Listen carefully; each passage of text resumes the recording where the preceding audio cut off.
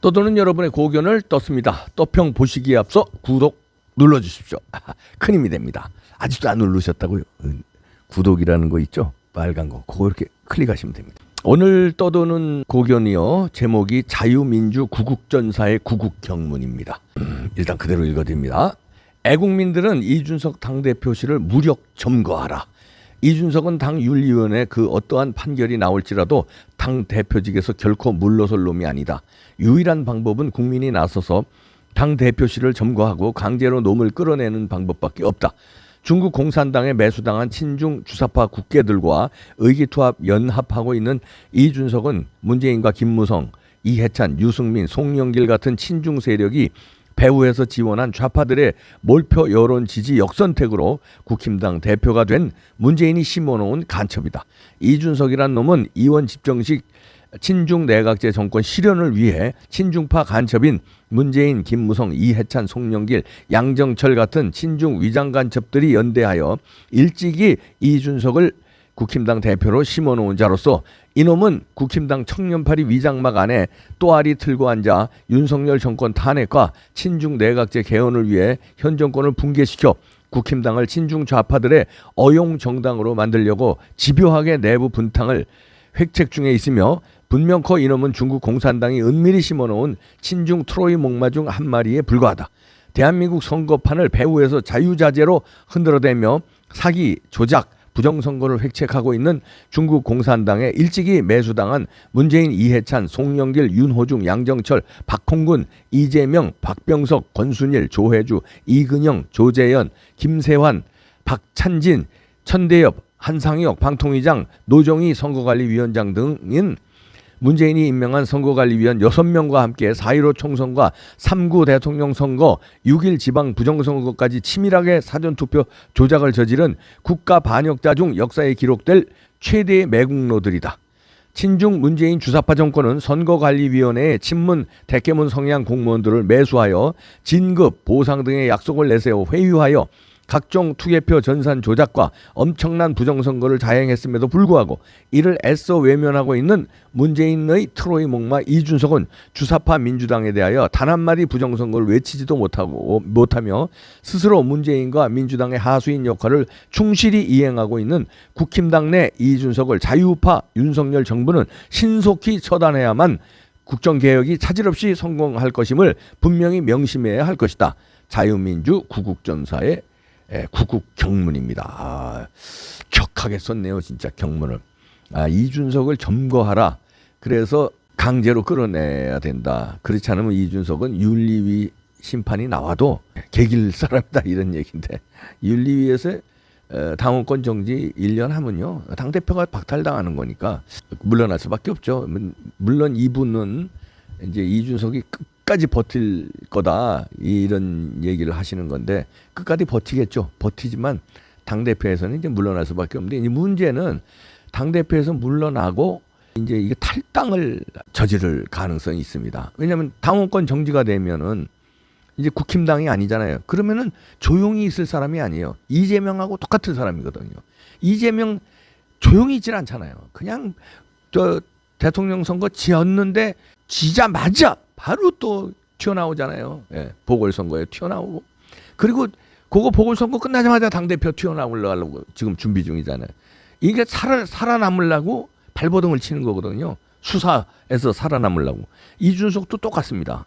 예, 이재명하고. 이준석이 지금 징계위가 문제가 아니라 수사 들어갔어요.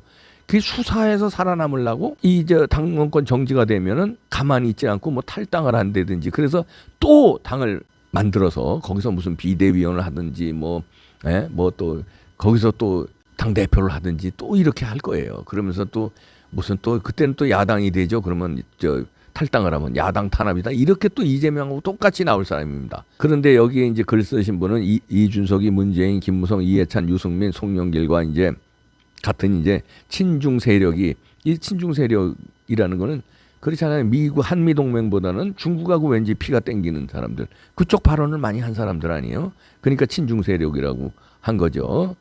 분명히 이 내부 분탕을 쳐서 중국이 은밀히 심어놓은 이제 그 세력의 트로이 목마 같은 존재가 이준석이다. 이렇게 얘기하고 여기 또 이름을 쭉들 썼는데요. 부정선거 획책안 거기도 중국이 뒤에 개입돼 있다 이렇게 이분도 보시고 있는 거예요. 잘 보고 계시는데요. 이준석이가요 수사가 지금 심상치 않습니다. 왜냐면요 김소민 변호사 그 담당 변호사거든요. 이 김성진 아이카이스트 그 대표 담당 변호사로서 김성진이 참고인 조사를 경찰에서 했어요. 할 때 옆에서 그 같이 이제 입회를 했는데 김성진이 똑똑하답니다. 물론 카이스트 출신이니까 뭐 공부 잘하는 건 알지만 보통이 아니랍니다. 그래서 자료를 다 준비해 놨대요. 그 성접대 2번, 접대는 뭐 20번 정도, 20번 이상 했는데 성접대 한 게 2번이라고 그러고 거기에 대한 그 관련 자료들을 문자 메시지한 거 뭐 이런 게 다 있대요. 그 지시했을 거 아니에요. 그런 게 다 있고 그다음에 영수증 이런 게 다 있어서 수사에서 빠져나가기 쉽지 않다. 그 얘기입니다.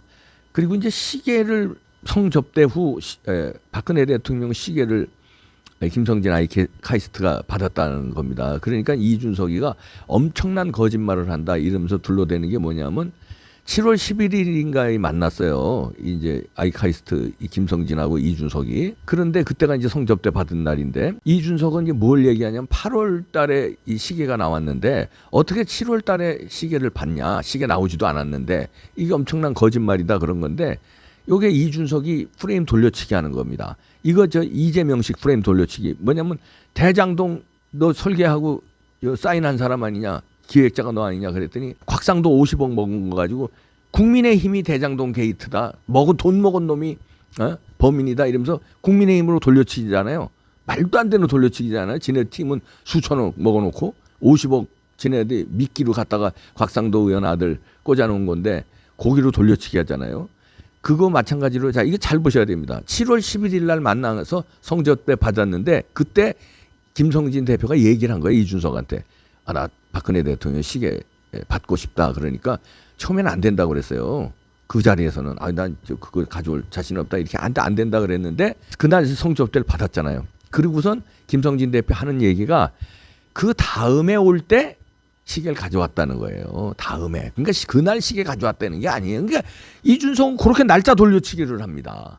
그러니까 요게 이제 이재명 수법하고 비슷한 거예요. 1월 11일 날 성접대 받은 거지. 그날 시계 받았다는 게 아니거든요. 그날 시계 원한다는 얘기를 한 거고 그 다음에 올 때 가져왔다는 얘기야. 그 다음이라는 건 8월 달이지.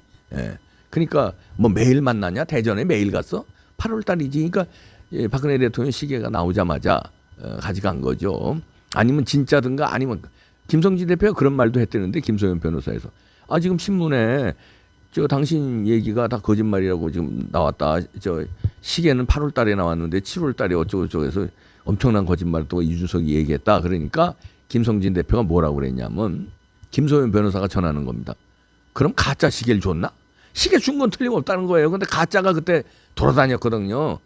청계천 이런데 남대문 시장 이런 데서 뉴스가 나오기도 했잖아요. 가짜를 사왔나? 이랬대요. 그러니까 받은 건 확실하다는 거죠. 그리고 요렇게 이제 그 돌려치기를 하는데 지금 이준석이가 하나에 몰린 게 이준석 그 당 대표 비서실장이 사표 냈잖아요. 징계위 열리기도 전에 미리 선수쳐서 사표 낸 거는 뭐 뻔한 거 아닙니까? 윤리위원회에서 징계 내릴 건데 미리 자기가 모양 빠지기 전에 미리 사표 내는 거다. 그리고 압박을 하는 거죠. 징계 윤리위원회도 압박을 하고 이준석한테도 압박하는 거예요. 야 빨리 사표 내라. 이건 아마 윤핵관들과 윤석열 대통령과의 어떤 이심전심으로 직접 지령이 내려가지는 않았어도 왜 암묵적으로 그런 거 있잖아요. 이렇게 했으면 좋겠다는 거 서로 말 안 해도 통하는 거 있잖아요. 아마 윤핵관, 윤석열 대통령 다 통하지 않았나. 이준석이 빨리 저거 사표 내는 게 난데 당을 위해서도 그렇고 대통령실을 위해서도 그렇고 보수 우파를 위해서도 그렇고 이심전심으로 통하니까 당대표 내가 먼저 던져야 되겠다 하고 던졌죠. 그러니까 또 이걸 또 윤심은 아니다 애써서 이걸 또 이준석이가 지가 또 뭐 아주 윤심이 만약에 여기 있다면 또 자기가 이제 코너에 몰릴 것 같으니까 윤심은 또 아니다 뭐 이렇게 또 애써서 그러니까 프레임을 또 전환시킵니다. 그러니까 윤석열은 자기 편이다 이런 걸 막 이게 뭐 이렇게 간접적으로 이게 주장하는 거죠. 그래서 윤리위원회도 압박을 하게끔 이렇게 윤석열이 내 편인데 나를 징계하면 윤리위원 당신들도 뭐 별로 좋지 않아. 이걸 은연중에 이렇게 내세우고 윤핵관은 깝니다. 그러면서 윤석열 대통령은 아주 또 이렇게 지켜 세워요. 윤석열 대통령 되면 지구를 떠난다고 한 놈이 그랬잖아요. 그런지 이제는 또 살을 나고 동아줄 잡으려고 대통령만한 동아줄이 어디 있습니까? 그거 잡으려고 또 난리예요. 하여튼 그런데 그게 만만치 않고요. 지금 윤심이 일단 이준석 제거에 있는 것 같습니다. 하는 스탠스가 이준석은 빨리 쳐내는 게 유리하다고 가닥을 잡은 것 같아요. 그리고 이 당 지지율 추세도 그렇고 윤석열 대통령 지지율 추세도 그렇고 좀 이게 안 좋아요. 이거는 윤석열 대통령 책임이 아니라 이준석 책임입니다. 이준석 때문에 지금 이게 집권 여당이 이거 당 대표의 성상남 문제로 이재명 계와 그다음에 윤석열 계가 이게 갈라서 싸우는 거 아닙니까? 그러니까 이게 좋을 리가 있습니까? 당 지지율이 좋을 리가 없고 그다음에 이게 대통령한테도 부담이 되는 거예요.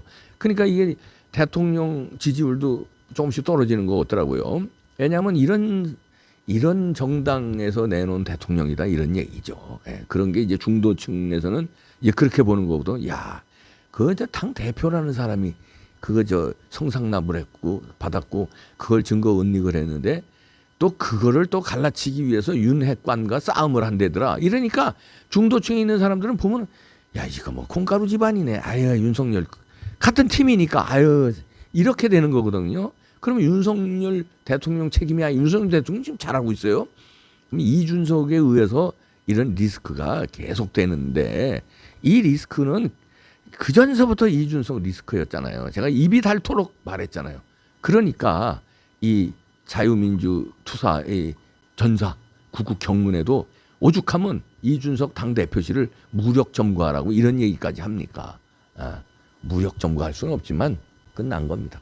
끝났는데 이제 문제는 당원권 정지하면은 당대표에서 물러나는 거 아닙니까? 그러면 이게 당대표에서 물러나면 또 창당 비슷하게 또 쟤네들끼리 또 뭉칠까 봐 그게 걱정이에요. 그럼 어떻게든 보수가 좀 분열되거든요. 그런데 그거 두려워하면 안 됩니다. 그렇게 해서 떨어져 나가서 창당하라고 그래야 돼요. 그래서 배신자도 그걸로 다 몰아내야 됩니다. 이참에 싹 정계 개편해야 돼요.